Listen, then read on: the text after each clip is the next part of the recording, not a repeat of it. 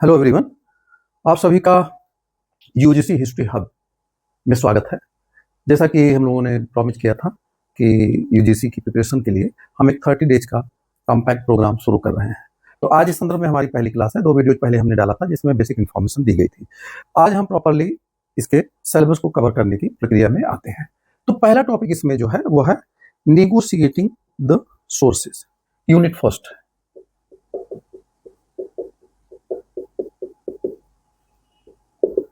Negotiating the sources,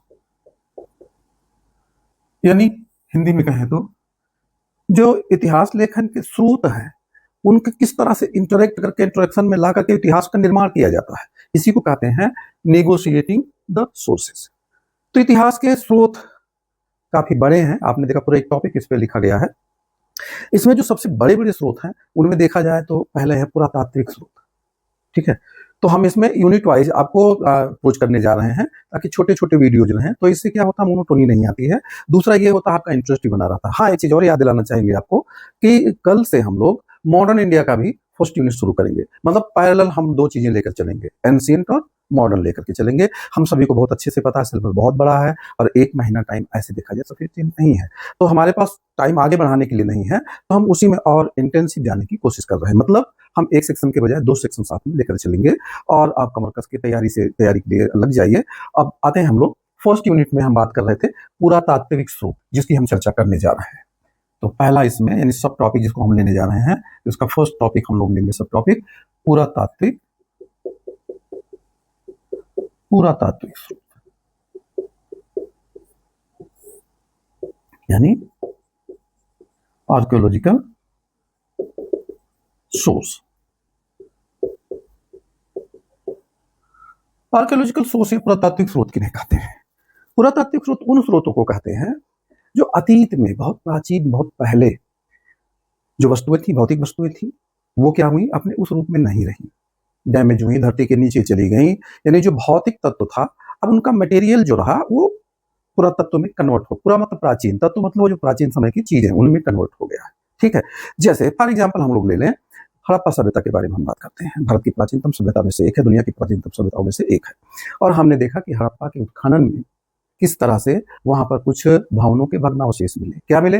भवन ऊपर से नहीं दिख रहे थे, एक बहुत बड़ा सा माउंट टीला था। उस टीले के नीचे, उस टीले की जब खुदाई हुई किसी जरूरत से, रेलवे लाइन वहां बन रही थी, तो जब खुदाई हुई तो उन्होंने, जो खनिक थे वहां पर, जो काम करने वाले लोग थे, उन्होंने पाया कि वहां तो बड़ी बड़ी ईंटों से बनी हुई दीवारें मिली। ठीक है, ऐसे तत्वों को हम क्या कहते हैं? पुरातत्व कहते हैं। इसी प्रकार देखें बहुत सारी मूर्तियां मिले हड़प्पा में और विभिन्न जगहों पर। इसी तरह से क्वाइनेज या सिक्के मिले। ठीक है, कई सारे इंस्क्रिप्शन मिले। तो इनको हम किस रूप में लेते हैं? पुरातत्व के रूप में लेते हैं। पुरातत्व वो तमाम तत्व हैं जो हमारे इतिहास लेखन में, इतिहास निर्माण में सहायक हैं। हम देखिए कोई व्यक्ति नहीं उपस्थित है बोलने के लिए, बताने के लिए कि उस समय क्या हुआ था, तो हम इन्हीं को समेकित करके इनसे बुलवाते हैं एक तरीके से। ये काम किसका होता है? जो इतिहासकार होता है। और जो इस उसमें काम करते हैं, इस विधा में काम करते हैं, उनको हम कहते हैं पुरातत्वविद, यानी आर्कियोलॉजिस्ट कहते हैं। और जैसा कि हम सभी जानते हैं, आर्कियोलॉजिकल सर्वे ऑफ इंडिया इसी काम में लगी है। इतिहास लेखन में खनन की जो भी आवश्यकताएं होती हैं वो आर्कियोलॉजिकल सर्वे ऑफ इंडिया की जिम्मेदारी में आते हैं। तो हम लोग बात कर रहे थे कि अतीत की जो सभ्यताएं हैं उनके द्वारा जो भौतिक तत्व अपने पीछे छोड़ दिए गए हैं, जो पदचिन्ह छोड़ दिए गए हैं, उन्हीं के अध्ययन को हम क्या नाम देते हैं? पुरातत्व कहते हैं। और ऐसे तत्व जो मिलते हैं उन्हें हम कहते हैं पुरातात्विक स्रोत कहते हैं। ठीक है, अब पुरातात्विक स्रोत में क्या क्या आते हैं? पहला आता है उत्खनित स्थल। तो अगर हम इनकी डिटेल में बात करें तो पहला इसमें आता है उत्खनित स्थल, या जिसको हम कह सकते हैं एक्सकेवेटेड साइट।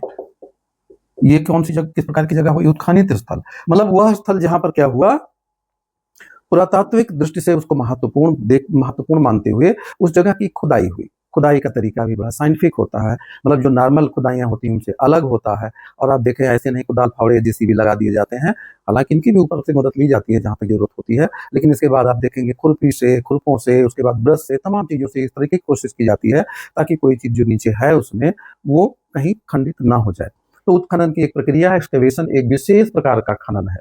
ठीक है, जिसको कि हम इस बड़ी सतर्कता के साथ बहुत साइंटिफिक तरीके से संवादित करते हैं, और इसी नाते एएसआई के डायरेक्टर्स होते हैं या उनके जो जिन्होंने बढ़िया से ट्रेनिंग ली होती है, वो उत्खनन का निर्देशन या उसका नेतृत्व करते हैं, और उन्हीं की देखरेख में सारा काम किया जाता है। उत्खनित स्थल का बड़ा महत्व है। उत्खनित स्थल वो स्थल है जिसको कहते हैं आर्कोलॉजिकल साइट। जैसे फॉर एग्जाम्पल हम लोग ले लें, हम लोग जानते हैं तक्षशिला पूरे विश्व की प्राचीनतम यूनिवर्सिटी में से एक थी। कुछ वर्ष पहले उसकी खुदाई हुई, यहाँ पर एक माउंट की खुदाई हुई इस्लामाबाद के पास, सिरकप नामक एक जगह है। बड़ा इंपॉर्टेंट है, पूछा जाता है कि कौन अभी तक्षशिला की पहचान किस स्थल से की गई है, तो इस्लामाबाद से लगभग 30-32 किलोमीटर आगे उत्तर दिशा में सिरकप नामक स्थल है। वहाँ के कीड़े की खुदाई से तक्षशिला विश्वविद्यालय के अवशेष भग्नावशेष हमें प्राप्त हुए हैं। इसी तरह से हम लोग अभी बात कर रहे थे कि हड़प्पा के स्थल की इसी तरह से खुदाई हुई, और उसमें आप देखें एक प्राचीन सभ्यता का हमें ज्ञान हुआ, जबकि उसके पहले हम उसके बारे में नहीं जानते थे। अब इसी तरीके से पूछा जाता है, जैसे पूछा गया कि दिल्ली में कौन सी जगह है जहां से इंद्रप्रस्थ के साक्ष्य मिलते हैं। इंद्रप्रस्थ की जो नगरी, जो पांडव की नगरी थी, उसके साक्ष्य कहाँ मिलते हैं, तो पुराना किला और चिड़ियाघर का जो क्षेत्र है वहां पर खुदाई अभी भी चल रही है, वहां से साक्ष्य मिला। ऐसे आप देखें तो भारत में सबसे पुराने जो नगर का साक्ष्य मिलता है वो कहा जाता है कि काशी यानी वाराणसी। ठीक है, तो जो पुरातात्विक उत्खनन हुए, खोज हुए वहां पर, उससे पता चला है कि वाराणसी बहुत ही प्राचीन नगरियों में से एक है। हम जानते हैं प्राचीन काल की जो 7 पवित्र नगरियों में नाम आता है, उसमें एक काशी का नाम भी आता है। तो ऐसे स्थलों की जब खुदाई की जाती है आर्कियोलॉजी के दृष्टिकोण से, तो उसको हम क्या कहते हैं, उत्खनित स्थल। ठीक है, तो ये चीज हमें ध्यान रखना है। कुछ महत्वपूर्ण स्थलों की हम लिस्ट भी आगे आपको प्रोवाइड करते जाएंगे। नेक्स्ट आता है इसमें, हाँ, एक स्थल की चर्चा और करना बड़ा प्रासंगिक होगा। अभी एक उत्खनित स्थलों में सिनौली की बड़ी चर्चा चल रही है आजकल। आप जानते हैं सिनौली बागपत में स्थित है। 2005 में वहां कुछ किसानों ने अपनी जरूरत के लिए कुछ मिट्टी हटाई, तो उनको कुछ ऐसे स्ट्रक्चर दिखाई देने लगे, कुछ नरकंकाल दिखे वहां पर। तो वहां से खबर मीडिया तक पहुंची और फिर वो आर्कियोलॉजिकल सर्वे ऑफ इंडिया के पास, अधिकारियों के पास पहुंची। 2005 के आसपास की बात है ये। और वहां फिर क्या हुआ कि एएसआई ने अपना सर्वे कराया और फिर उसने डिसीजन लिया कि ये जगह महत्वपूर्ण हो सकती है ऐतिहासिक दृष्टि से, और वहां पर उन्होंने उत्खनन करने का काम शुरू किया। तो एक मिस्टर शर्मा और एक एसके मंजुल, संजय कुमार मंजुल, इन लोगों ने मिलकर के वहां पर उत्खनन के काम को आगे बढ़ाया, और 2018 तक आते आते वहां से इतिहास के एक बड़े ही कहा जाए महत्वपूर्ण चैप्टर से पर्दा उठा, और ये पाया गया कि ये स्थल लगभग 2000 बीसी का है। आप देखें उसी समय अगर 2000 बीसी के आसपास की हम बात करते हैं, यानी 2000 ईसा पूर्व की बात करते हैं, तो उस समय हमें दिखाई देता है कि भारत में इंडस वैली सिविलाइजेशन या सिंधु घाटी सभ्यता, हड़प्पा सभ्यता विद्यमान थी, अपने मेच्योर फेज में थी। और जो यहाँ से ये स्थल मिला, यहाँ पर कई चीजें जो अचंभित करने वाली और चौंका देने वाली है। एक चीज आप देखें, कहा जाता है भारत में जो रथों का प्रयोग हुआ वो आर्य करते हैं, और आर्यन इन्वेजन थ्योरी गढ़ी गई औपनिवेशिक शासकों द्वारा, और उसे जो हमारे देश में एक कम्युनिस्ट विचारधारा, जो आप जानते हैं कि देश के बाहर ही वो अपना फोकस ज्यादा रखते हैं और अपनी भूमि को कभी नहीं पहचान पाए, उन लोगों ने हमारे इतिहास के साथ बड़ा अन्याय किया, और उन्होंने बहुत अच्छे से समाज को खंडित करने के लिए, हमारे इतिहास को धूमिल करने के लिए आर्यन इन्वेजन थ्योरी का, यानी आर्य बाहर से आते हैं, आक्रमण करते हैं। बड़ी हास्यास्पद बात है कि जिस जगह की बात वो करते हैं, उस जगह की अगर उस समय की बात किया जाए 1500 बीसी में, तो वो जगह बहुत पिछड़े हुए थे।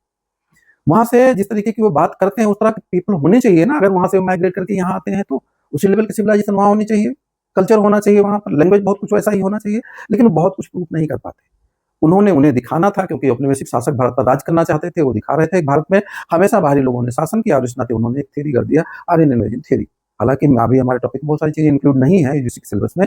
जैसे अगर आप देखें, ह्यूमन जीनोम प्रोजेक्ट चला, जो डीएनए मैपिंग पर आधारित है, जो आप साइंस में जिन लोगों ने थोड़ा अध्ययन किया होगा जानते होंगे कि ह्यूमन जीनोम प्रोजेक्ट में क्या किया गया, हमारे जो डीएनए होते हैं, हर व्यक्ति के डीएनए जो होते हैं वो यूनिक होते हैं, उनका अध्ययन किया गया, और ये पाया गया कि जो भारत के ये सिनौली और आसपास के जो लोग थे, वो कहीं बाहर से नहीं आए हुए हैं। अगर वो आर्यन होते तो वो कहाँ से आए होते, जहां उनका मूल स्थान ना था, वहां से उनका डीएनए मैच करना चाहिए। जैसे हमारे अगर एक खास क्षेत्र में देखा जाए, तो वहां के अगर जीनोम की बात करें, यानी वहां के पाए जाने वाले सभी जीनों का अगर हम समूह ले लें, तो बहुत कुछ उसमें समानता होती है। अगर किसी बाहर के स्थल से अगर कोई जीन ग्रुप कहीं दूसरे जगह माइग्रेट करता है, तो वहां के तत्व उसमें प्रबल दिखाई देंगे। जैसे अगर हम लोग देखें, इसी जीनोम प्रोजेक्ट में एक बात स्पष्ट हुआ कि चंगेज खान का नाम आपने सुना होगा, दुनिया के क्रूरतम शासकों में से एक माना जाता है, और बहुत बड़े इलाके पर उसने राज्य किया, और उसकी लगभग 60 लाख संततियां भी पाई जाती है, यानी उसका डायरेक्ट जो डीएनए पाया जा रहा है अभी 60 लाख लोगों को पहचाना जा चुका है। तो आप देख सकते हैं कि ये कितना बड़ा प्रोजेक्ट था, जिसने ये क्लियर कर दिया कि जो इसमें आर्यन इन्वेजन थ्योरी है, यानी एक इतिहास लिखा भी किस पर बेस्ड इतिहास लिखा गया? जो हमारा डीएनए का मैप होता है, यूनिक मैप पैटर्न होता है, उसके बेस पर हिस्टोग्राफी शुरू हो चुकी है। लगभग 10 साल पहले ये काम पूरा हो गया बहुत बड़े स्तर पर, और इसमें स्पष्ट हो गया था कि यहाँ कोई इतने बड़े लेवल पर माइग्रेशन नहीं हुआ। और जहाँ से माइग्रेशन की बात करते हैं, यानी अगर आप देखें तो कैस्पियन सागर के आसपास के इलाके से, उसमें इतना बड़ा माइग्रेशन करने की ना तो वहाँ जनसंख्या थी और ना इस प्रकार की वहाँ पर कल्चरल कोई ऐसा हमें रिलेशनशिप दिखाई देता है। तो ये थ्योरी डिस्कार्ड करी गई। उसी क्रम में मैं आगे बताना ये चाह रहा था कि सिनौली में जो उत्खनन हुआ उसमें पाया गया रथ, एक पूरा रथ मिला वहां पर, जो नेशनल म्यूजियम में रखा हुआ है। आप अगर जो है जाएंगे वहां पर तो नेशनल म्यूजियम में आपको पूरा रखा मिलेगा। ठीक है। दूसरी चीज वहां क्या पाई गई कि जो हमारा एक ओसीपी, अभी हम आगे उसके बारे में बात करेंगे, मृदभांडों के बारे में, ऑकर कलर पोट्री, गेरुवर्णी मृदभांड, हमारे यहाँ अगर आप देखें तो जब हम आर्कियोलॉजिकल सोर्सेस का जब हम अन्वेषण करते हैं तो उसमें एक महत्वपूर्ण तत्व ये भी होता है मिट्टी के बर्तन। खास सभ्यताओं के मिट्टी के बर्तन एक विशिष्ट प्रकार के होते हैं, यानी जो विशिष्ट सभ्यता, खास सभ्यता, तो उसका मृदभांड भी अपने विशिष्ट प्रकार का होगा, उनकी पहचान होती है। जैसे अगर हम लोग देखें, हम ब्रीफ में बात भी कर लेता हूँ अभी, जैसे कि अगर देखें इंडस वैली सिविलाइजेशन का जो विशिष्ट सूचक पहचान वाला मृदभांड है वो BRW, black and red ware है। जहां भी ब्लैक एंड रेड वेयर पाया गया, एक टाइप का पाया गया, और वो इस तरीके से स्पष्ट है कि वो किस सभ्यता से जुड़ा हुआ है, इंडस वैली सिविलाइजेशन, सिंधु घाटी सभ्यता से जुड़ा हुआ है। उसके बाद में अगर आप देखेंगे ओसीपी, ऑकर कलर पॉटरी जो आया, वो पॉटरी जो है वो किससे जुड़ा हुआ, किस फेज से जुड़ा हुआ है? तो वो जो प्रारंभिक आर्यन फेज है, यानी 1500 से 1000 वाला फेज है। इसमें आप विशिष्टता सूचक मृदभांड के रूप में क्या पाते हैं? गेरुवर्णी मृदभांड या ऑकर कलर पॉटरी पाते हैं। सेम पॉटरी कहां पर मिल रही है? सिनौली में मिल रही है।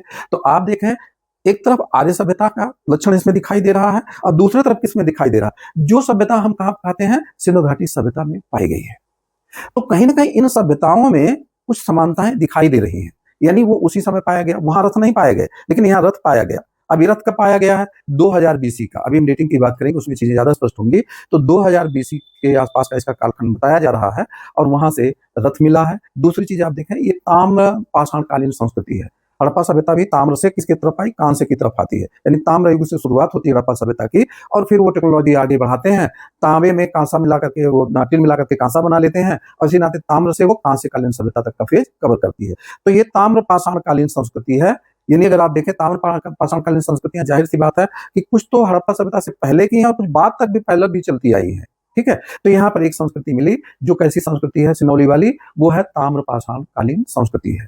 इसमें और कई महत्वपूर्ण चीजें भी पाई गई। इस बड़ा काफी अच्छे लेवल का यहाँ पर उत्खनन का कार्य संपादित किया जा चुका है अब तक। और यहाँ से आप देखेंगे जो रथ मिले हैं, उनके रथों के पहिए अभी जैसे जो रथ बने बाद के फेज में, हिस्टोरिक फेज में, उसमें आप देखेंगे स्पोक पर आधारित, मतलब तीलियां हैं रथों में, तीली लगा करके पहिए में जो तीलियों पर लगा है वो किया गया, और उससे स्पीड ज्यादा गेन की जा सकती है।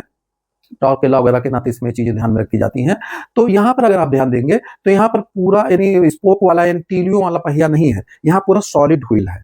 और उस पर सॉलिड व्हील को उसको मजबूती प्रदान करने के लिए और शायद वेट भी देने के लिए, ताकि बैलेंस बढ़िया बना रहे, उस पर तांबे का अच्छा काम हुआ है।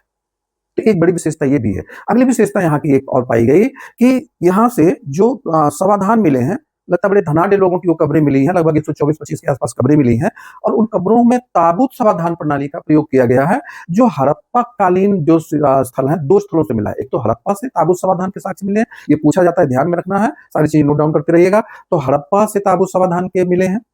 वहां पर आप देखेंगे देवदार की लकड़ी के ताबूत का प्रयोग किया गया है। देवदार की लकड़ी कहाँ पाई जाती है? आप जानते हैं, हिमालयन रीजन में। तो उनके कफन बॉक्स बने हुए हैं, और यहाँ पर जो है कफन बॉक्स जो है उस पर तांबे का वर्क बड़ा अच्छा किया गया है। शीशम की लकड़ी के कुछ इस्तेमाल इसमें दिखाई देते हैं। तो ताबूत के ऊपर तांबे का अच्छा काम हुआ। इस तरह से अगर आप देखें तो कहते हैं कि यहाँ पर ताम्र की जो मेटलर्जी है वो बड़ी अच्छी थी, यानी ताम्र धातु शोधन की प्रक्रिया बढ़िया थी, और इन्होंने लेविशली उसको डिजाइन किया है, बढ़िया से डिजाइन किया है ताबूत को। और ये ताबूत को इतनी बढ़िया से डिजाइन करना, उसमें उपयोग की वस्तुएं रखना, ये क्या चीज, किस चीज का द्योतक है? यानी उन्हें कहीं पुनर्जन्म में विश्वास था। और आप जानते हैं पुनर्जन्म में विश्वास सनातन परंपरा। आप देखेंगे इस्लाम और ईसाइयत में पुनर्जन्म में विश्वास नहीं किया जाता, लेकिन हमारी सनातन परंपरा हम आत्मा की अमरता में विश्वास करते हैं, और इसी नाते ये कहना हम लोगों के यहाँ पुनर्जन्म का सिद्धांत चल रहा है।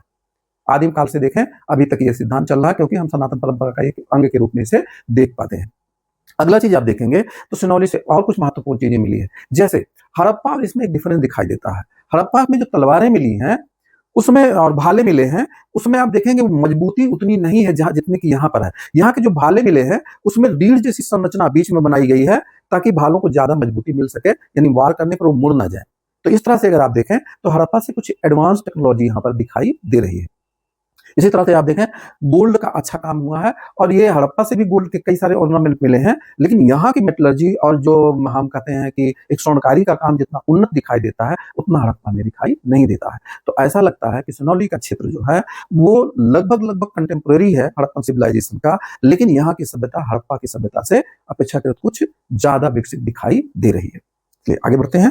तो उत्खनित स्थलों से हमें यह देखना है कि वो उत्खनित स्थल है कहाँ, किस कालखंड से संबंधित है, और कौन कौन सी महत्वपूर्ण वस्तुएं वहां से मिली हैं। अब देखिए एक जगह उत्खनन हुआ तो हमारे इतिहास की गैप फिलिंग का भी इसने काम किया। यानी जो ये क्लेम किया जा रहा था कि 1500 बीसी में जो वेस्टर्न हिस्टोरियन थे उन्होंने एक थ्योरी प्रोपाउंड किया कि लगभग 1500 बीसी में रथों पर आरूढ़ होकर के कैस्पियन सी की तरफ से आर्य इन्वेजन करते हैं और यहाँ दास दस्यु और यहाँ द्रविड़ सिद्धांत जो पैदा करते हैं, इनको क्या किया उन्होंने, इनको गुलाम या पराभूत करके अपनी सुपीरियर सिविलाइजेशन को इन पर इम्पोज कर दिया।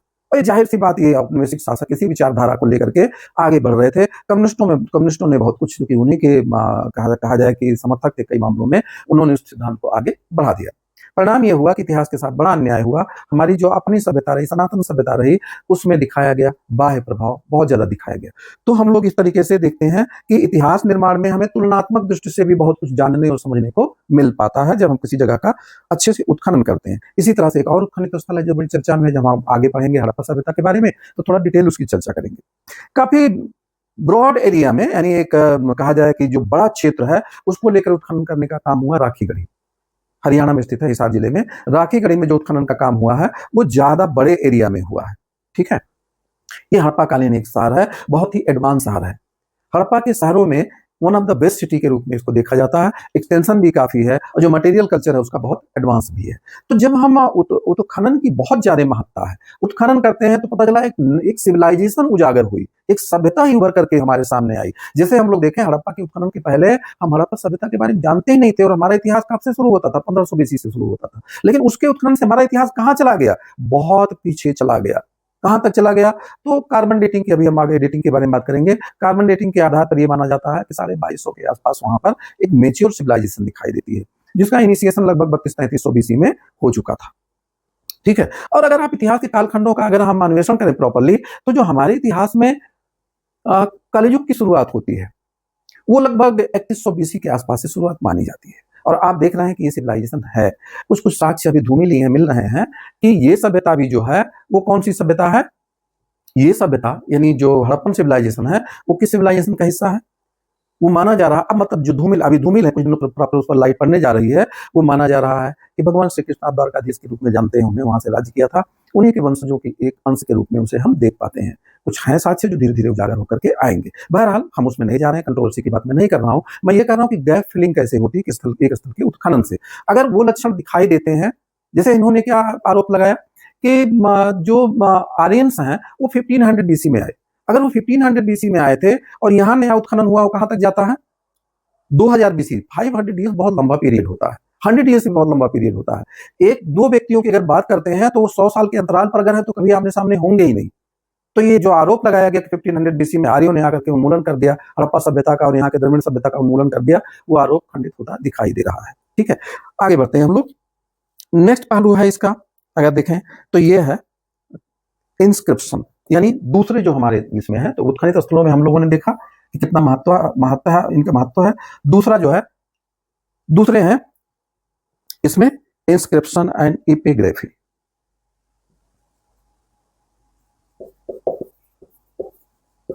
इंस्क्रिप्शन एंड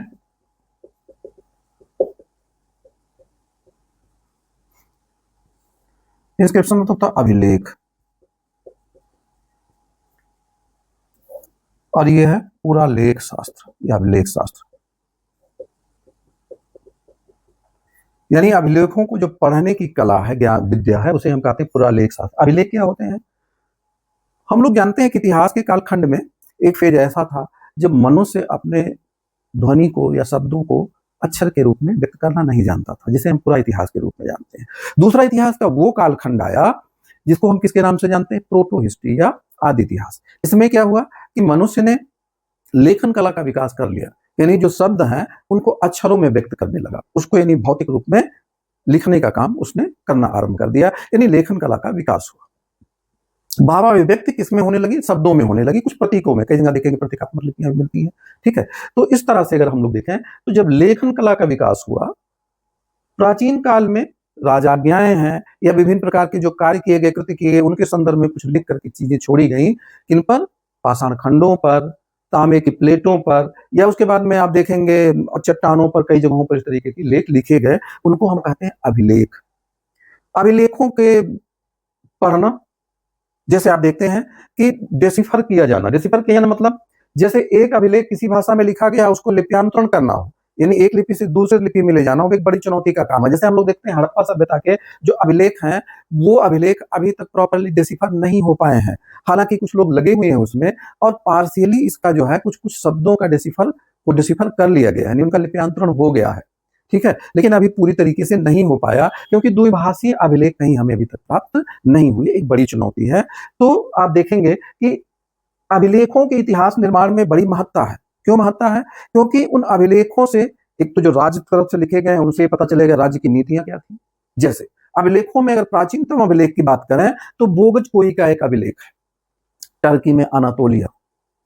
आप अभी भी देखते हैं टर्की में बाद में खलीफा तुर्की जिसे आजकल बोलते हैं, वहां पर खलीफा ने कब्जा कर लिया था। वो ईस्टर्न जो रोमन एम्पायर था उसका कैपिटल हुआ करता था। 1453 में वहां पर कब्जा कर लिया था तुर्कों ने, और उसके बाद में आप जानते हैं कि एक लंबे समय तक वो इस्लामिक सत्ता का केंद्र बना रहा। तुर्की आज भी इस गलतफहमी में रहती है, और आज भी अगर आप देखें तुर्की के जो अरबयान हैं वो अपने आप को खलीफा ही समझते हैं। मैं ये बातें किसी को क्रिटिसाइज करने के लिए नहीं बोल रहा हूँ, लेकिन लोगों को इतिहास विस्मृत नहीं करना चाहिए। इतिहास क्यों नहीं विस्मृत करना चाहिए? क्योंकि इतिहास अपने आप में एक बहुत बड़ी सबक भी देता है, हमें नहीं भूलना चाहिए। और जिसकी आप आलोचना कर रहे हैं उसके बारे में भी नहीं भूलना चाहिए, उसका भी इतिहास नहीं भूलना चाहिए। जैसे यहाँ से जो बोगज कोई का इंस्क्रिप्शन मिला 1400 बीसी का, वो हित्ती साम्राज्य की राजधानी थी अनातोलिया के पास। तुर्की, अनातोलिया के पास जो तुर्की के बहुत महत्वपूर्ण सिटी है अनातोलिया, उसी के पास में हित्ती वहां पर राज्य करा करते थे। हित्ती और मितन्नियों के बीच में कोई टकराव हुआ, युद्ध हुआ, और उसके बाद में उन्होंने एक संधि किया। उसी संधि का एक एक कह सकते हैं आप पत्थर का एक स्लैब है, जिस पर एक अभिलेख मिलता है, जो दोनों के संधि पत्र के रूप में आप समझ सकते हैं। वो क्या था? बेसिकली संधि पत्र, पेपर नहीं था, पाषाण खंड पर लिखा गया है। तो दोनों के बीच में जो संधि हुई थी उसका उसमें वर्णन है। और हित्ती और मितन्नी कौन कौन जातियां थी? तो एक अभिलेख मिला है जो हमारे संदर्भ में बोगज कोई का अभिलेख है। बोगज कोई अभिलेख ये कहां से मिला? ये अभिलेख मिला है, ये जगह का नाम है, छोटी सी जगह है, ये मिला है अनातोलिया के पास। अनातोलिया ये कहां पर है? तुर्की। ये किस समय का है? तो ये है 1400 बीसी का है, मतलब जीसस के बर्थ से 1400 वर्ष पूर्व का है। मैंने क्यों कहा इतिहास नहीं भूलना चाहिए, अब समझिए इस पे क्या है। ये दो हित्ती और मितन्नी दो समुदाय थे वहां पर, हित्ती थे और मितन्नी थे, दो समुदाय। इन दो समुदायों के बीच में किसी इशू को लेकर के टकराव होता है, संघर्ष की स्थितियां बनती हैं, और फिर अंततः आप जानते हैं संधि से शांति स्थापित होती है। तो जो ये अभिलेख है, एक पाषाण के स्लैब पर लिखा हुआ मिला है, इस पे उन्होंने क्या किया है? संधि की भाषा लिखी है, और साथ में लिखा गया है कि हम एक तरीके से, जैसे नहीं हम लोग हिंदुओं में विवाह होता है तो अग्निदेव को साक्षी मानते हैं, ऐसे इन्होंने इंद्र, मित्र, वरुण और नासत्य, ये चारों वैदिक देव हैं। कौन कौन से किनके नाम मिलते हैं? इंद्र का नाम मिलता है, इनको साक्षी माना गया। मित्र को साक्षी मानते हैं जो वैदिक देव हैं।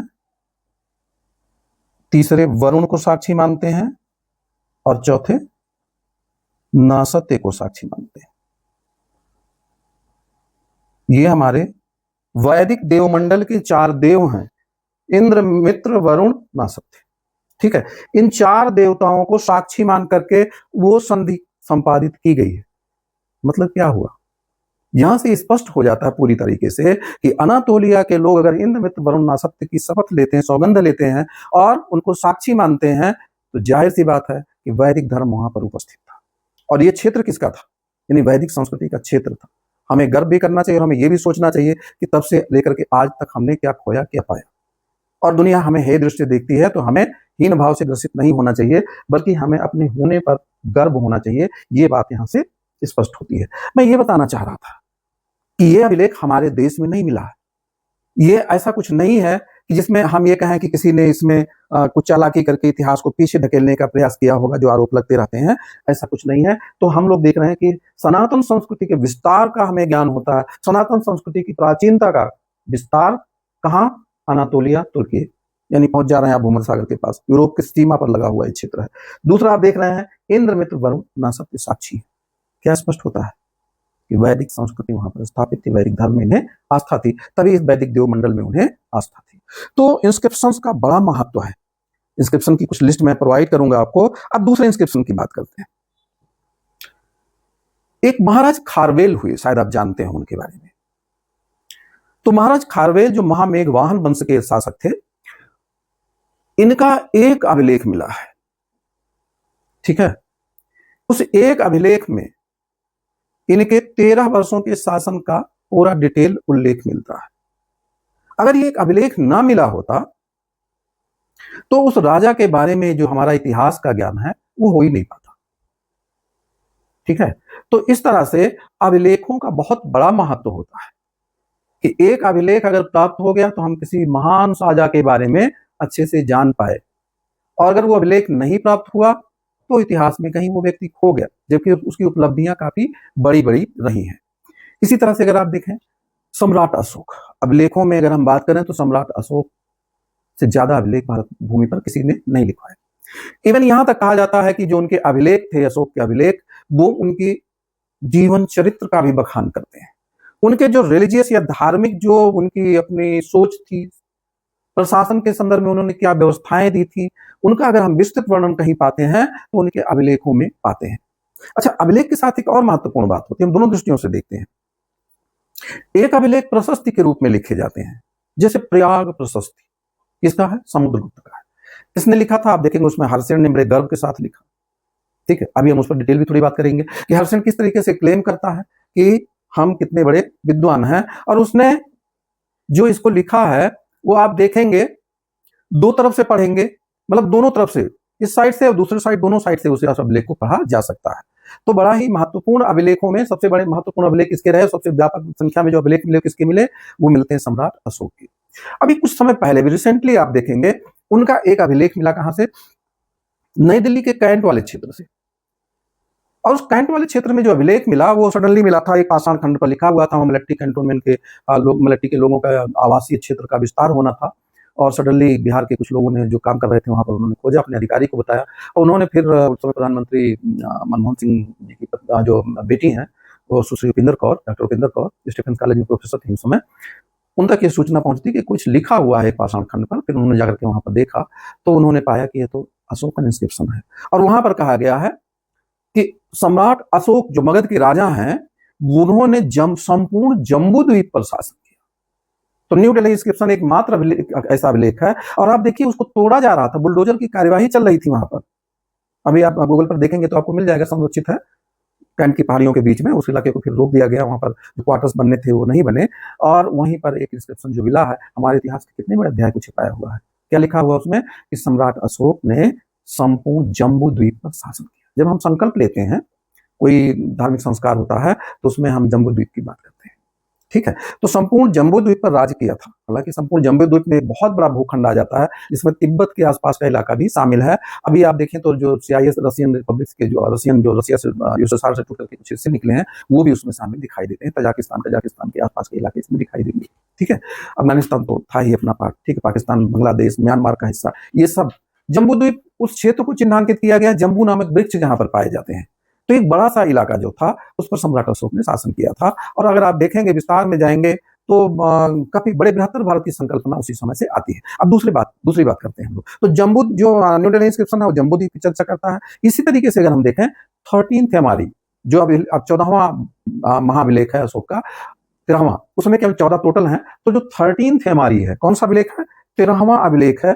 उसमें आप देखेंगे तो सम्राट अशोक ने खुद कलिंग युद्ध के बाद जो उनको पश्चाताप हुआ, उसके बाद उन्होंने किस तरह से धम्म विजय के बजाय या युद्ध विजय के बजाय, यदि भेरी घोष की बजाय धम्म घोष की चर्चा करते हैं। और उन्होंने कहा कि हमने धम्म का प्रचार प्रसार केवल देश के अंदर ही नहीं किया, बल्कि उन्होंने बताया कि हमारे जो धर्म से जुड़े हुए शिष्टमंडल थे वो कहां तक जाते हैं, सीरिया तक जाते हैं, मग तक जाते हैं, मिस्र तक जाते हैं। और इस तरह से अगर आप देखेंगे तो हमारे विदेश नीति पर एक बड़ा प्रभाव पड़ता है, विदेश नीति पर बड़ा प्रभाव पड़ता है। और भारत का जो एक बहुत बड़े इलाके पर सांस्कृतिक प्रचार प्रसार हुआ वो भी यहां देखने को मिलता है। पहली बार बृहत्तर भारत की अवधारणा का हमें लिखित साक्ष्य कहां पर और मिलेगा, हम लोग उसकी भी बात कर चुके हैं, बोगजकोई की बात हम लोग कर चुके हैं, लेकिन ये इतिहास कालखंड से पहले का, ठीक है, हमारे भारत के अंदर के इतिहास कालखंड, वो भी चूंकि रिटन एविडेंस इतना तो इतिहास ही माना जाएगा। अब देखें हमारे यहाँ इतिहास इतना पुराना नहीं है, लेकिन बाहर में जहां रिटन लेखन कला विकास हो चुका था तो उसको हम इतिहास में ही लेंगे।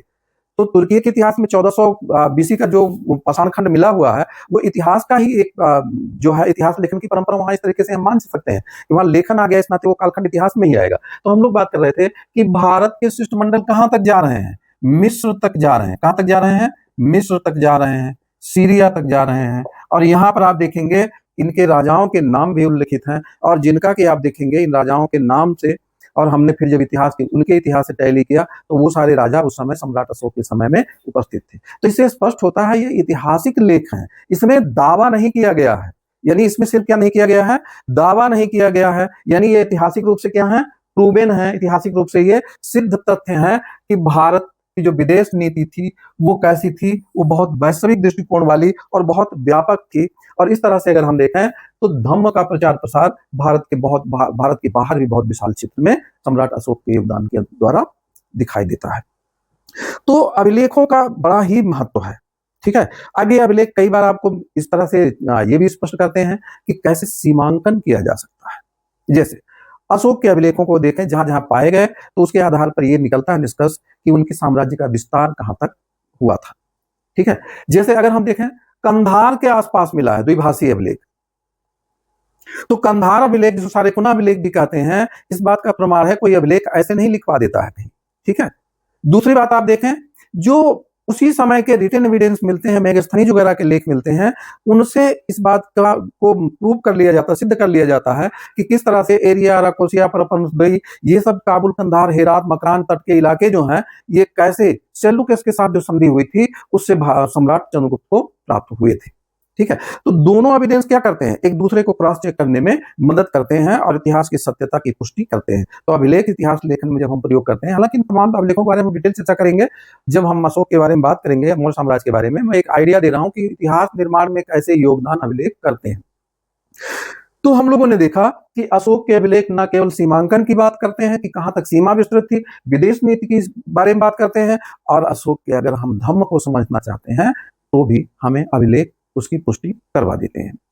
मास्की, गुज्जरा, नेटूर, उदगोलम, ये सब अभिलेख जो अशोक के हैं जिसमें उनका व्यक्तिगत नाम भी देखने को मिलता है। इसके अलावा आप देखेंगे मास्की में उन्होंने साफ किया है, कहा है कि बुद्ध, धम्म और संघ, जिसको हम कहते हैं त्रिरत्न, जिस पर आधारित है बुद्धम शरणम गच्छामि, धम्मम शरणम गच्छामि, संघम शरणम गच्छामि। एक स्लोगन था, एक धार्मिक नारा था, जिसको जब कोई बौद्ध धर्म स्वीकार करता था तो इन तीन वाक्यों का वो उच्चारण करता था। तो अगर कोई राजा स्पष्ट रूप से इनका उच्चारण करता है, अपने अभिलेखों में इसको उत्खनन करवाता है, तो इससे स्पष्ट है कि उसका अपना झुकाव जो है, या हो सकता है वो पूरी तरीके से बुद्धिस्ट हो गए रहे हों, ठीक है। हालांकि आप देखेंगे तो बहुत सारे साक्ष्य ऐसे मिलेंगे।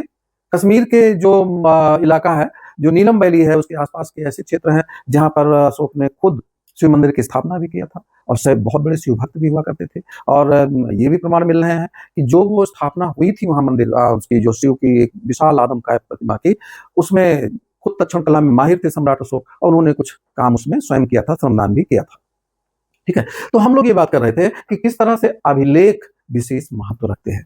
अब अभिलेखों के पठन को, पढ़ने को हम क्या कहते हैं, इसको हम कहते हैं एपिग्राफी।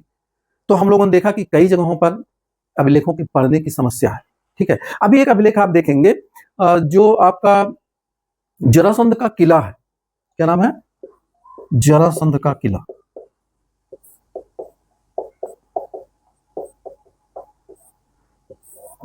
आप में से जो लोग बिहार की यात्रा किए होंगे तो बिहार शरीफ एक जगह है, आप वहां से आगे जाएंगे तो नालंदा की ओर, तो रास्ते में एक पहाड़ी क्षेत्र पड़ेगा, और वहां पर एक प्राचीन किला है जिसको जरासंध, आप करेक्टर हैं, जानते हैं, उसमें महाभारत के उसमें, तो उनका किला, यानी महाभारत कालीन एक पात्र हैं, उनका एक किला वहाँ पहाड़ी दुर्ग है, और मैंने खुद जाकर के वहाँ पर देखा है कि वहाँ पर कुछ लोग कहते हैं ये दरवाजा है, जो भी है समतल पाषाण खंड है और उस पर कुछ स्क्रिप्ट अंकित की गई है जिसे आज तक कोई नहीं पढ़ पाया है। ठीक है, तो हम इसमें यानी जो एपिग्राफी है उसमें इनके अभिलेखों के पठन और साथ साथ उनके लिप्यांतरण, और इसके अलावा अगर देखा जाए तो उन साक्ष्यों के इतिहास लेखन में किस तरह से प्रयोग किया जाए, इस सब कार्यों को इसमें किया जाता है। जो अभिलेख हैं ये अभिलेख केवल पाषाण खंडों पर या ताम्रपत्रों पर नहीं मिलते हैं, बल्कि आप देखेंगे सिक्कों पर भी अभिलेख मिलते हैं। सिक्कों पर जो लेख मिले हुए हैं उससे राजा के नाम के बारे में, उनकी उपाधियों के बारे में, उनकी जो पसंद है उनके बारे में, कई बार धार्मिक उसमें मिलता है कि उनकी धार्मिक विश्वास या विचारधारा क्या थी। तो इन सब का भी वर्णन हमें देखने को मिल पाता है अभिलेखों के माध्यम से। जैसे अगर हम महाराज कनिष्क के सिक्कों का अन्वेषण करें तो उस पर हम लोग पाएंगे कि शिव, नंदी और सबके अलावा त्रिशूल, इन सब का अंकन, और शिव का अंकन है, नंदी का अंकन है, त्रिशूल का अंकन है। तो जाहिर सी बात है कि किस धर्म में आस्था की ओर ये इशारा करता है, शैव धर्म की ओर आस्था का इशारा करता है। ठीक है, लेकिन इसके अलावा अगर देखें कहीं बुद्ध लिखा हो, बुद्ध मतलब लॉर्ड बुद्धा, तो ये भी क्या मतलब, इसका भी क्या मतलब निकला कि बुद्ध के उसमें भी उनको आस्था थी, विश्वास था। तो लेकिन धर्म तो कुछ अपना रहा होगा, सभी धर्म तो नहीं साथ मान सकते, लेकिन राजा थे। अब राजा के सिक्कों पर अगर उस समय के प्रचलित धर्मों के प्रतीक मिलते हैं, उससे जुड़े हुए लेख मिलते हैं, तो इससे स्पष्ट होता है कि राजा सर्वधर्म समभाव की विचारधारा विश्वास करते थे। हमारे यहाँ देखिए, हमारे यहाँ की यानी पंथ निरपेक्षता, जिसे कहीं धर्म निरपेक्ष तो हुआ ही नहीं जा सकता है, पंथ निरपेक्षता की जो व्यवहारिक प्रमाण, हालांकि नया टर्म है, यूरोप से आया है, जब ये चर्च में जो कैथोलिक और प्रोटेस्टेंट का वार चल रहा था उस समय विचारधारा हमारे यहाँ इसकी जरूरत ही नहीं पड़ी, क्योंकि अगर हम लोग देखें तो 62 धार्मिक संप्रदाय मिलते हैं 6th सेंचुरी बीसी में। ठीक है, और साथ साथ रह रहे थे, कहीं बहुत बड़े धर्म संघर्ष की जरूरत स्थितियां नहीं दिखाई देती। हमारे यहाँ युद्ध नहीं होते थे धर्म को लेकर के, हमारे यहाँ क्या होते, शास्त्रार्थ होते थे। शास्त्रार्थ में आप देखेंगे कि एक धर्म के लोग बैठ जाते थे एक साथ, दूसरे धर्म के लोग सामने बैठते थे, और अच्छे खासे तरीके से उस पर शास्त्रार्थ होता था, बहुत व्यवस्थित ढंग से होता था, कोई लड़ाई झगड़ा नहीं होता था। वहां पर तथ्य और तर्क प्रस्तुत किए जाते थे, और उससे जो जीत जाता था उसको ये शर्त होती थी, दूसरा उसको मानेगा, नहीं मानेगा तो कोई ऐसा वर्चस्ववाद वहां पर स्थापित नहीं किया जाता था। नहीं तो आप देखें बहुत छोटे छोटे धर्म, जैन धर्म जैसे, जो बहुत थोड़ी संख्या में हमेशा हमारे देश में रहे, वो आज तक सर्वाइव कर रहे हैं। यही आप देखिए मध्य एशिया में रहे होते तो शायद नहीं दिखाई देते, जैसे पारसियों का हाल हुआ, हम सभी जानते हैं ईरान में क्या हुआ है। ठीक है, ऐसे बहुत सारी सभ्यताएं उजाड़ दी गई, लेकिन भारत में आप देखिए कब से चले आ रहे हैं, आजीवन कितने लंबे समय तक बने रहे। समाज में बहुत स्वयंकरण नहीं था, थोड़ी सी संख्या थी, लेकिन अगर आप जाकर के देखें बराबर की पहाड़ियों पर, वहां भी अभिलेख मिलते हैं, अशोक के अभिलेख मिलते हैं, अशोक के जो कुणाल है उनके मिलते हैं, अभिलेख मिलते हैं, और उन सभी में लिखा हुआ आजीवकों को दान में दिया गया ये पहाड़ियां। तो क्या दिखा रहे हैं ये अभिलेख? ये अभिलेख ये भी दिखाते हैं कि किस तरह से प्राचीन भारत में हमारे यहाँ धार्मिक सहिष्णुता थी, यानी साथ साथ जीने का एक बहुत बड़ा यहाँ पर सबक मिलता था सबको। अगला चीज देखें, अशोक के अभिलेख में एक और महत्वपूर्ण, चूंकि मैं धार्मिक उसकी बात कर रहा हूँ, सहिष्णुता की बात कर रहा हूँ, तो अब इसमें एक अभिलेख में, मेरे ख्याल से 6ठा अभिलेख होगा, इसको मैं डिटेल लिख दे दूंगा आपको, उसमें ये मिलता है कि सभी धर्मों के लोग एक साथ रहते हैं हमारे राज्य में। पहले राजा एक स्टेटमेंट देता है कि सभी धर्मों के लोग एक साथ रहते हैं, फिर खुद जवाब देते हैं कि कैसे संभव है, तो कहते हैं वाचो गुत्ति, बड़ा अच्छा शब्द है, ध्यान में रखना इसको, वाचो गुत्ति। वाचो गुत्ति का मतलब क्या हुआ? वाक संयम या वाणी संयम, वाक संयम या वाणी संयम, वाचो गुत्ति का मतलब होता है। आज आप देखेंगे सोशल मीडिया के जमाने में तो अपने अपोनेंट पे, दूसरे धर्म को, एक धर्म के मानने वाले दूसरे को कितने कटुता के साथ, कितने बुरे शब्दों का प्रयोग करते हैं, और फिर उसका परिणाम क्या निकलता है? सांप्रदायिक तनाव, सांप्रदायिक द्वंद्व, सांप्रदायिक हिंसा।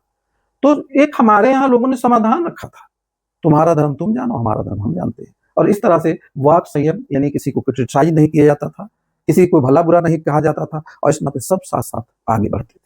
ठीक है, तो इस तरह से अभिलेखों में बहुत कुछ जानने और समझने को मिलता है। हाथी गुम्फा अभिलेख की हमने बात किया था। हाथी गुम्फा अभिलेख महाराज खारवेल का, जो 1st सेंचुरी एडी के कहाँ के राजा थे? कलिंग के राजा थे। उन्होंने एक और महत्वपूर्ण चर्चा की अपने अभिलेख में कि मैंने जिन कौन होते हैं? जैन तीर्थंकर को जिन कहा गया। ठीक है, तो हम जिन की वो प्रतिमाएं जो वहां का मगध का राज हमारे यहाँ से उठा ले गया था, कहां से? यानी कलिंग से मगध राज उठा ले गए थे, उसको हम फिर से उठा लाए हैं, वापस ले आए हैं। यानी खारवेल ने 1st सेंचुरी एडी में, खारवेल जो कहाँ के शासक हैं? कलिंग के शासक हैं, उन्होंने मगध पर चढ़ाई करी, और वो वहां से क्या लेकर के आने की तारीफ कर रहे हैं? जिन प्रतिमाएं लाने की तारीफ कर रहे हैं। तो जाहिर सी बात है खारवेल का लगाव किस धर्म के प्रति रहा होगा? जैन धर्म के प्रति रहा होगा। साफ दिखाई देता है और बात के तमाम और ऐतिहासिक साक्ष्य इस बात को स्पष्ट करते हैं। तो हमने बताया कि महाराज खारवेल का हाथी गुम्फा अभिलेख, नोट करिएगा नाम क्या था, हाथी गुम्फा। उदयगिरी खंडगिरी की पहाड़ियां हैं उड़ीसा में, वहीं पर है हाथी गुम्फा, गुम्फा गुफा को बोलते हैं, हाथी गुम्फा अभिलेख, यानी एक गुफा में एक अभिलेख है, हाथी गुम्फा अभिलेख। और इस अभिलेख में किस बात की चर्चा है, महाराज खारवेल के जो महामेघ वाहन वंश, क्या नाम था इनके, महामेघ वाहन वंश, इस वंश के थे, ठीक है। और इनके 13 वर्षों का, बाकी लेख लंबा था लेकिन वो इतिहास के उस क्रूर हाथों से आप जानते हैं बहुत सारी चीजें मिट जाती हैं। ये तो 13 वर्ष का बचा हुआ है, यही बहुत महत्वपूर्ण है, जिससे इस महान शासक महाराज खारवेल के बारे में हम लोग जान पाए। तो इतिहास निर्माण में बहुत महत्ता है इनकी इंस्क्रिप्शंस की। अगले बात करते हैं हम लोग कॉइन्स एंड करेंसी। अगला है इसमें कॉइन्स एंड करेंसी।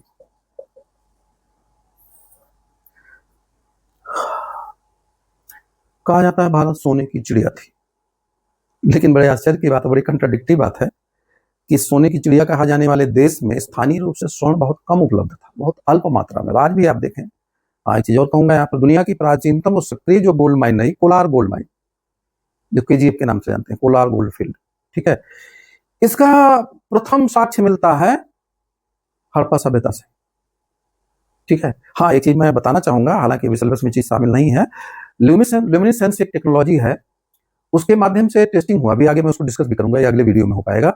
जो ये टेक्नोलॉजी है ये प्रकाशिकी के सिद्धांतों पर आधारित है। क्वार्ट्ज और जो फेल्सपार जैसे पत्थर होते हैं वो विकिरण को अपने उसमें समाहित कर लेते हैं, और उन विकिरणों के मापन से बाद में एक टेक्नोलॉजी विकसित की गई कि अगर कोई बहुत पुराना अवशेष मिलता है तो उसकी लाइफ कितनी पुरानी है, ठीक है। तो इस आधार पर देखेंगे तो इंडस वैली सिविलाइजेशन का फेज जो जाता है, ये लेटेस्ट मैं बता रहा हूँ, ये मुझे लग रहा है 2017 के आसपास में, ये जो नेचर मैगजीन है इसमें पब्लिश हुआ है लेख, हमारे यहाँ की खड़गपुर यूनिवर्सिटी और Madras ASI archaeological survey of India और एक कार्नेगी मिलान यूनिवर्सिटी है अमेरिका की, इन लोगों ने मिलकर के एक अध्ययन किया था और उसमें इन्होंने पाया कि इंडस वैली सिविलाइजेशन अभी से बिफोर अगर हम प्रेजेंट देखें तो ये लगभग 8000 साल पुरानी है, यानी 6000 BC के आसपास ये सिविलाइजेशन फ्लोरिश कर रही थी। जो लेटेस्ट टेक्नोलॉजी से इसका काल का परीक्षण किया गया है। हालांकि हमारे यहाँ जानते हैं इतिहास में बहुत अच्छी बातें जो जुड़ती हैं वो बहुत ही विलंब से जुड़ती हैं। तो 2017-18 के आसपास का मैंने लिख पढ़ा था, अभी मैं थोड़ा सा मिस कर रहा हूँ, 17 में 18 में है, ये 2 वर्षों में इसी में है।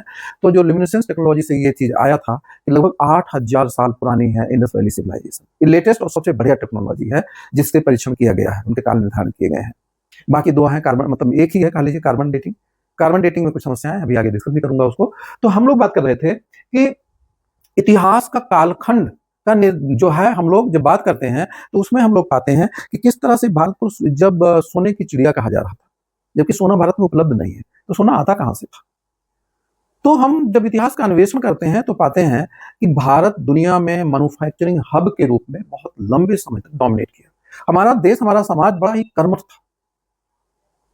आजकल तमाम चीजों को लेकर के जातियों का तमाम संघर्ष कराने की कोशिश होती है, लेकिन कहीं ना कहीं जातियों का जो निर्माण हुआ था वो किस पर आधारित हुआ था, किसके आधार पर हुआ था, किसी ने बनाया नहीं था बैठ करके जाति। लेकिन जो लोगों ने कर्म अपना लिया, सोने का काम करने लगा स्वर्णकार कहलाया, लोहे का काम करने लगा लौहकार, लोहार कहलाने लगा, लकड़ी का काम जो था करता था बढ़ई कहलाता था, कपड़े बुनने का काम करता था तंतुवाय कहलाता था, जुलाहा कहलाता था, रथ बनाने का काम करता था रथकार कहलाता था। ऐसे वर्गीकरण हो गया। ये वंशानुगत चलने वाली व्यवस्था थी जिसमें कि जो एक्सपर्टीज थी, जो विशेषज्ञता थी, वो भी ट्रांसफर होता था। कहीं और ज्यादा बाहर जाकर ट्रेनिंग लेने की जरूरत नहीं थी, घर में ही बच्चा ट्रेंड होता था और अपना काम अपनाता था और देश के, अपने और परिवार के और देश के विकास में योगदान करता था। तो भारत दुनिया में एक मैन्युफैक्चरिंग हब था। और आप देखेंगे कि लगभग 1800 AD तक भारत को कोई पीछे नहीं कर पाया था। यानी इंडस्ट्रियल रेवोल्यूशन होने के 50 साल बाद, 1750 के दशक में इंडस्ट्रियल रेवोल्यूशन होता है और उसके 50 साल बाद तक भी भारत की जुलाहे किसे बहुत टफ कंपटीशन दे रहे थे, यूरोप को, लंदन को, इंग्लैंड को, मैनचेस्टर को। तो आप समझ सकते हैं कि इस महान देश में, इस कर्मठ देश में जो सोने की आवक थी वो हमारे एक्सपोर्ट से थी। कितने इतिहासकार, प्लिनी जैसे इतिहासकार रोते हैं कि लगभग करोड़ों सेस्टर्स, हमारे सेस्टर मतलब स्वर्ण मुद्राएं जो हैं वो हर साल भारत चली जाती हैं। किस लिए? क्योंकि भारत से हमारे पास बहुत सारे सामान आते हैं। पेल्सर्ट नामक एक राइटर है जो आपको मिलेगा शाहजहां के काल में, वो आकर के ये बोलता है कि भारत एक ऐसा दलदल है जहां पूरे दुनिया का सोना चांदी उमड़ते घुमड़ते आता और फिर फंस करके रह जाता है। क्यों ऐसा था? कोई ऐसा दलदल, वो नदी के किनारे वाला दलदल की बात नहीं है यहाँ पर। उसका ये कहना था कि बैलेंस ऑफ जो ट्रेड का हिसाब किताब था वो भारत के फेवर में था। बहुत लंबा फेज आपको देखने को मिलेगा कि भारत अगर 100 रुपए का सामान एक्सपोर्ट करता था तो मुश्किल से 10 से 15 रुपए का सामान जो है वो इंपोर्ट करता था। यानी लगभग 80-85%, 90% तक भारत बेनिफिट में था। परिणाम क्या हुआ कि दुनिया का जो भी सोना चांदी आता था, जब हमारे एक्सपोर्ट बहुत ज्यादा है, एक्सपोर्ट बहुत कम है, तो सोना चांदी कहाँ जाएगा? वो भारत में एक्युमुलेट होता जाता था, धन संपदा बढ़ती जाती थी, संपन्नता बढ़ती जाती थी। तो आप देखेंगे वर्ग संघर्ष का जो ये ड्रामा बाद में मार्क्स और तमाम लोग लेकर के, ऐसी कोई बात ही नहीं थी। बहुत ही वर्ग समन्वय था, बहुत वर्ग सहयोग की स्थिति में हम लोग थे। एक उद्योग, एक बिजनेस दूसरे को सहयोग करता था, सपोर्ट करता था, पर सहअस्तित्व की धारणा चली आ रही थी। हम लोग जानते हैं जजमानी प्रथा भारत में चलती थी, जिसमें नाई, धोबी, लोहार, ये तमाम जो थे वो फसल उत्पादन का काम, खेती का काम नहीं करते थे, अपने जो है उनके हैंडीक्राफ्ट का वो काम करते थे, और बाकी जो फसल उत्पादक थे उनसे फसल प्राप्त करते थे। जीवन बढ़िया से चल रहा था, कोई शोषक शोषित समाज नहीं था भारत में। ये बाद में गढ़ा गया, जबरदस्ती की थ्योरी, सिद्धांत गढ़ा गया। हमारे यहाँ टैक्सेशन का भी सिद्धांत ऐसे ही था। आप पढ़ेंगे, देखेंगे किस तरीके से कहा गया है कि राजा को ऐसे कर लगाना चाहिए जैसे सूर्य धरती से क्या सोख लेता है, पानी सोख लेता है, लेकिन दिखता नहीं है। तो राजा का टैक्सेशन ऐसे ही होना चाहिए। और जब वो राजा लोगों के लिए कुछ करे तो ऐसे होना चाहिए जैसे कि वर्षा होती है। तो सूर्य का पानी ही तो वर्षा, जो सूर्य द्वारा सोखा गया पानी है धरती से, वही तो वर्षा का कारण बनता है मूल रूप से। ये टैक्सेशन का सिस्टम था। आप सोच सकते हैं, फिर भी राजा हमारे इतनी बड़ी बड़ी संरचनाएं बनाने में संभव सक्षम थे। कैसे? जब राष्ट्र में कृषि भी बहुत उन्नत होगा, उद्योग भी बहुत उन्नत होगा, व्यापार वाणिज्य भी बहुत उन्नत होगा। आप शहरों को देखें ना, कितने शहर भारत में मिल जाएंगे आपको प्राचीन काल में। पहला जो नगरीकरण है वो हड़प्पन सिविलाइजेशन में मिलता है। आप देखते हैं, कहते हैं नगर सभ्यता है, अर्बन सिविलाइजेशन है हड़प्पन सिविलाइजेशन। अर्बन सिविलाइजेशन उसे कहते हैं जिस सिविलाइजेशन की जनसंख्या का बड़ा हिस्सा कहां पर रहता है? नगरों में रहता है, और गैर कृषियेतर कार्यों में, गैर कृषि कार्यों में लगा होता है। अब जाहिर सी बात है, नगरीय समाज है, जनसंख्या का बड़ा हिस्सा नगर में रहता है। नगर में हम सभी जानते हैं खेती बाड़ी नहीं होती, बल्कि क्या होता है? उद्योग होता है, सेवा होती है, प्रशासन का कार्य होता है। इनके सेंटर्स नगर हुआ करते थे, धार्मिक कार्य होते हैं। तो हम अगर पाते हैं कि भारत में इतनी बड़ी संख्या में नगर दिखाई देते हैं, तो जाहिर सी बात है कि कृषि बहुत उन्नत रही होगी, व्यापार बहुत उन्नत रहा होगा, प्रशासन उन्नत रहा होगा, और धार्मिक रूप से कटुता तो नहीं ही रही होगी। ये बातें स्पष्ट हो जाती हैं, अपने आप स्पष्ट हो जाती हैं। इस नाते आप देखेंगे हिंसा प्रतिहिंसा हमारे देश में उस रूप में नहीं दिखाई देती है। प्राचीन भारत में आप देख सकते हैं, एक कलिंग वार होते हुए जब अपनी शक्ति की प्रकाष्ठा पर सुख पहुंचते हैं, विनम्र हो जाते हैं, धम्मम शरणम गच्छामि। तो हम ये कहना चाह रहे थे यहाँ पर कि किस तरह से भारत एक सोने की चिड़िया कैसे बन गया था, इसका उल्लेख आप प्राचीन काल से न केवल साहित्यिक अभिलेखित साक्ष्यों में पाएंगे, बल्कि साथ ही साथ आपको मुद्रा जो है उस समय की बड़ी स्पष्ट रूप से बताती है। गोल्ड के कॉइन्स हमारे देश में अगर देखें, सिल्वर कॉइन शुरू हो गए थे पंचमार्क कॉइन के रूप में। तो प्राचीनतम सिक्के हैं वो आहा सिक्के हैं, क्योंकि तब सांचे में ढलाई की कला हमारे देश में विकसित नहीं हुई थी। कई चीजें जानते हैं, कुछ सभ्यताएं आगे निकल जाती हैं, कुछ सभ्यताएं थोड़ी पीछे होती हैं इस मामले में। तो हमारे यहाँ सिक्के जो बनाए जाते थे वो एक टुकड़ा काट लिया जाता था, एक मान सिल्वर का बार है, सिल्वर की एक छड़ बनाई गई, उसे एक टुकड़ा काटा गया, और उस पर एक उससे मतलब जो क्या बोलते हैं उसको, एक हैवी मेटल से उस पर ठप्पा मारा गया, जिसमें जैसे मुहर लगाते हैं डाक, उसमें पोस्ट ऑफिस में आपने देखा होगा, उस पर चिन्ह बने होते थे राजा के, या जो व्यापारी भी चला सकते, कोई भी चला सकता था। अब आप देखें, रियल करेंसी में कोई दिक्कत नहीं थी पहले। सोने का सिक्का राजा के रूप दर्शक एक अधिकारी होता था, उसके निरीक्षण में कोई भी बनवा सकता था। यानी सोनार अपने घर में भी बना सकता था सोने के सिक्के में। गारंटी राजा की तरफ से ये ली जाती थी कि जितना निर्धारण होता था कि ये मेटल का जो कंटेंट है उतना होना चाहिए, उतना होना चाहिए, नहीं तो दंडित होते हो। ठीक है। तो हमारे यहाँ केवल राजा सिक्के नहीं चलाते थे, हम लोग जानते हैं श्रेणी प्रथा भारत में चलती थी। हमारे उद्योग थे, हमारा व्यापार था, श्रेणियों में संगठित था, और वो श्रेणियां जो थी वो भी अपने सिक्के चलाती थी। तो बहुत जबरदस्त मोनेटाइज इकोनॉमी हमारी थी। पहले आप चांदी के, तांबे के सिक्के पाएंगे, और उसके बाद में आप देखेंगे ईसा के कुछ पहले ही, लगभग second century, third century BC के आसपास से सोने के सिक्के प्रचलित होना शुरू हो जाते हैं। इंडो ग्रीस लेकर के आते हैं सोने के सिक्के, और उन्होंने सांचे में ढालने की कला भी विकसित कर लिया था। तो पूछा जाता है कि सोने के सिक्के कहाँ से आए, तो इंडो ग्रीस लेकर के आते हैं सोने के सिक्के। आप जानते हैं हमारे देश में लोकली अवेलेबल नहीं था उतना, इस नाते हम पहले स्वर्ण मुद्राएं नहीं चलाए, लेकिन जब बाहर से मुद्राएं आने लगी तो हमारे देश में भी प्रचलन शुरू हो गया। तो इंडो ग्रीक शुरू करते हैं, सांचे में ढले हुए सिक्के थे, फिर इस पर लेख भी आने लगे। उन लेख से पता चलने लगा, किस राजा के वंशावलियों का पता चलने, किसके बाद कौन आया, संबंधों का पता चलने लगा। जैसे आप बात करेंगे, समुद्रगुप्त के एक सिक्के पर लिखा मिलेगा लिच्छविया। लिच्छविया मतलब कि लिच्छवियों से संबंध था। लिच्छव कहाँ तक, 6वीं सेंचुरी बीसी में आप देखेंगे कि वैशाली और आसपास के इलाकों में लिच्छवी राज पाया जाता था। बहुत पुराना प्रतिष्ठित राजवंश था। ठीक है। तो जो चंद्रगुप्त थे, गुप्त वंश के शासक प्रथम, उनका विवाह कहाँ हुआ था? लिच्छव राजवंश की कुमारी से हुआ था, राजकुमारी से हुआ था। और इनका लिच्छव्य शब्द का जो प्रयोग किया जाना था वो ये था कि लिच्छवियों से हमारा संबंध था। बाद में देखेंगे लिच्छव दौहित्र भी लिखा मिलता है। ठीक है, तो लिच्छव दौहित्र का मतलब क्या हो गया कि लिच्छवी राजवंश की जो कन्या है उनका पुत्र। ठीक है, तो एक संबंध भी यहाँ भी देखने को मिलता है। एक जगह कविराज लिखा मिलता है, तो इससे भी पता चलता है कि वो संगीत और गायन में भी निपुण थे। हम लोग बात कर रहे थे कि इन सिक्कों से कई चीजों का पता चलता है। एक तो पता चला जहां कहते हैं इनके नाम के सिक्के चलते हैं, मतलब किसी के राज्य का सीमांकन कर सकते हैं। दूसरा ये मिलता है किस तरह के सिक्के चल रहे थे, जैसे सोने के सिक्कों का प्रयोग किया इंडो ग्रीक्स ने और इन्होंने सांचे में ढले हुए सिक्के लाए। लेकिन जो भारत में राज करने वाला शासक है जिसने सिक्के सोने के चलाए वो है बेमकार्ड जो कुषाण वंश के शासक थे। उसके बाद में आप देखेंगे बड़े शुद्ध बढ़िया सोने के सिक्के मिलेंगे तो महाराज कनिष्क के समय में। कनिष्क ने काफी अच्छे शुद्धता वाले सिक्के और अच्छी संख्या में चलवाए। लेकिन अगर हम देखें जो हम लोग कहते हैं प्राचीन भारत के इतिहास खंड को स्वर्ण काल, कौन सा काल है? गुप्त काल है। उसमें आप देखेंगे कि स्वर्ण के सिक्के बहुतायत में चलते हैं। तो सर्वाधिक संख्या में सिक्के जो चले स्वर्ण के, वो कब चले प्रचलन में आए? वो आते हैं गुप्ता पीरियड में। ठीक है, लेकिन सबसे शुद्ध सोने के सिक्के किसके हैं? तो वो हैं कनिष्क के समय के सिक्के हैं। अब आप देखेंगे सिक्कों का ज्यादा प्रचलन स्वर्ण सिक्कों का, और इसके अलावा आप देखेंगे चांदी के सिक्के कब आए? चंद्रगुप्त द्वितीय विक्रमादित्य, जब उन्होंने गुजरात की विजय की। चांदी और कम मात्रा में पाया जाता है, वो भी बाहर से भारत में आता था। तो भारत में चांदी बहुत अल्प मात्रा में मिलता है, सोने की खानों के आसपास और कुछ ही पन्ना के आसपास के इलाकों में पाया जाता है, बहुत मतलब मुट्ठी भरी कह सकते हैं। तो लेकिन चांदी के सिक्के बहुत आयत में थे क्योंकि विदेशी वो भी आते थे। तो चांदी के सिक्के गुप्तों ने चलाए कब? जब गुजरात विजय हुआ। ठीक है, शकों को पराजित किया था चंद्रगुप्त द्वितीय विक्रमादित्य ने, और उसके बाद में चांदी के सिक्के प्रचलन में आते हैं। ठीक है, सिक्कों पर जो चिन्ह बने होते हैं उससे भी व्याघ्र निहंता, बाघ को मारने वाला सिक्का, इस बात का प्रतीक है कि गुजरात इनके अंडर था। इसी तरह से आप देखेंगे खंग निहंता, ये कुमारदेव के सिक्के हैं। खंग निहंता मतलब गैंडे का शिकार करते हुए राजा और गैंडे को मार रहा। ठीक है, इस शैली के सिक्के जो है कुमार गुप्त के हैं। तो असम में गैंडों का जो बड़ा हमारा क्षेत्र है, आज भी आप काजीरंगा जानते होंगे है, तो वह कौन सा? असम का क्षेत्र है। तो असम भी गुप्त राज्य का हिस्सा था, इससे ये भी पता चलता है। अब सिक्कों की जो मेटल की क्वालिटी है उसको देख करके ये पता चलेगा कि इकोनॉमी की दशा क्या थी। स्वर्ण सिक्के प्योर से धीरे धीरे उनकी प्योरिटी घटती जाती है। स्कंदगुप्त के बारे में आप पढ़ेंगे, यानी आप लक्षण दिखने लग जाएंगे गुप्त साम्राज्य के पतन के। और आप जानते हैं पतन साम्राज्यों का होता है तो सबसे पहला लक्षण दिखाई देता है आर्थिक। तो आर्थिक पतन का सीधा सीधा लक्षण कहां पर दिखने लग जाएगा?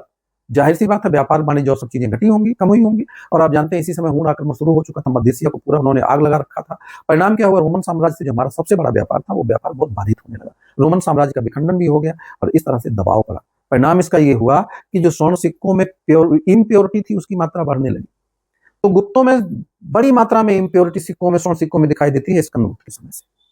यानी इसके पहले आप देखेंगे सिक्के ज्यादा शुद्ध हैं और बाद के सिक्के कैसे आने लग जाते हैं? इम्प्योरिटी वाले हैं, साफ दिखाई देता है। आप ये चीजें मार्क करते जाइएगा कि ये चीजें दिखाई देती हैं कि आर्थिक रूप से डिक्लाइनेशन शुरू हो चुका है और आर्थिक पतन हुआ। तो आप जानते हैं बाद में इतने बड़े साम्राज्य को संभालना संभव नहीं था और बाद में आप देखेंगे सामंतवाद की स्थिति आ जाएगी। धीरे धीरे सिक्के क्या होते गए? खत्म हो। देखो सिक्के अगर मैक्सिमम मोनेटाइज इकोनॉमी की बात करते हैं आप, सबसे ज्यादा मौद्रिक अर्थव्यवस्था है तो किसकी है? गुप्तों की है। और उसके बाद आप देखेंगे धीरे धीरे काल का जो दुष्चक्र चलता है, भारत में राजनीतिक आर्थिक कमजोरी आई, राजनीतिक विच्छिन्नीकरण हो गया और परिणाम क्या होता है कि हमारे यहाँ स्वर्ण सिक्के प्रतीक में राजा रोहण या किसी समय चला देते थे, खत्म हो गए। मोनेटाइज इकोनॉमिक बार्टर इकोनॉमी में कन्वर्ट हो गई।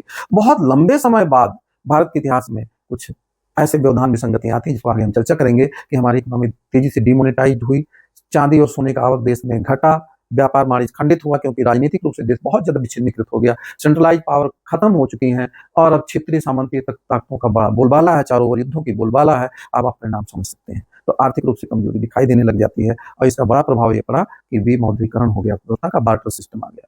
ठीक है, बाद में आप देखेंगे गांगे देव नामक एक राजा 12वीं शताब्दी में, उसने क्लेम किया हुआ है कि हमने स्वर्ण सिक्के फिर से चलाए।